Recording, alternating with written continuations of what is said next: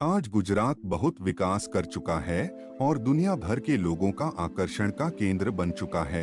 लेकिन आज के इस वीडियो में हम बात करने वाले हैं गुजरात के ऐसे 3 जंगली जानवरों के बारे में जो कभी यहाँ पाए जाते थे, लेकिन अब गुजरात में देखने को नहीं मिलते।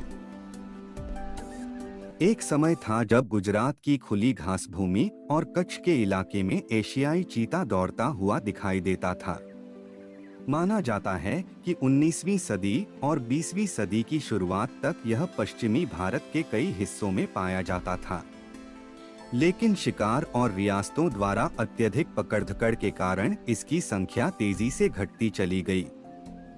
भारत में आखिरी जंगली चीता 1947 में देखा गया माना जाता है और कुछ ही समय बाद देश से इसे विलुप्त घोषित कर दिया गया। गुजरात में इसके खत्म होने के पीछे सबसे बड़ा कारण था राजाओं द्वारा शिकार के लिए चीतों को पकड़ना और उनका इस्तेमाल करना। इसके अलावा बढ़ती आबादी, खेती का विस्तार और घास भूमि का नष्ट होना भी बड़ी वजह बनी। जब इसका प्राकृतिक आवास खत्म होने लगा तो चीते के लिए यहाँ जीवित रहना मुश्किल हो गया। आज एशियाई चीता दुनिया में बहुत ही सीमित संख्या में सिर्फ ईरान के कुछ हिस्सों में बचा है और गुजरात की धरती, जो कभी इसकी रफ्तार की गवाह थी, अब इसे सिर्फ इतिहास की किताबों में ही याद करती है।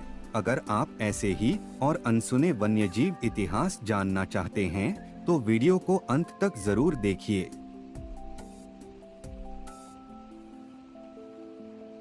2 नंबर पर आता है बरसिंघा। बारहसिंगा एक सुंदर और दुर्लभ हिरण प्रजाति है जिसके सिर पर 12 शाखाओं वाले सींग होते हैं। माना जाता है कि कभी यह पश्चिमी भारत के कुछ हिस्सों में भी पाया जाता था, लेकिन शिकार और घास भूमि खत्म होने के कारण गुजरात से पूरी तरह गायब हो गया। आज यह मुख्य रूप से मध्य भारत के संरक्षित जंगलों में ही सीमित रह गया है। 3 नंबर पर आता है इंडियन वन हॉर्न्ड राइनोसरस। एक समय एक सींग वाला गैंडा भारत के कई हिस्सों में पाया जाता था और माना जाता है कि पश्चिमी भारत के आर्द्र क्षेत्रों तक इसका विस्तार रहा होगा। लेकिन कीमती सींग के लालच में हुए लगातार शिकार और दलदली भूमि के नष्ट होने से इसका प्राकृतिक आवास खत्म होता चला गया।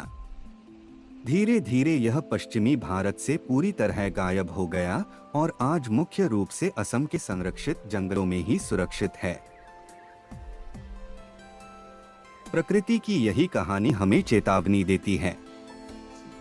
ऐसे ही अनसुने वन्यजीव इतिहास जानने के लिए चैनल को सब्सक्राइब करके अपना सपोर्ट जरूर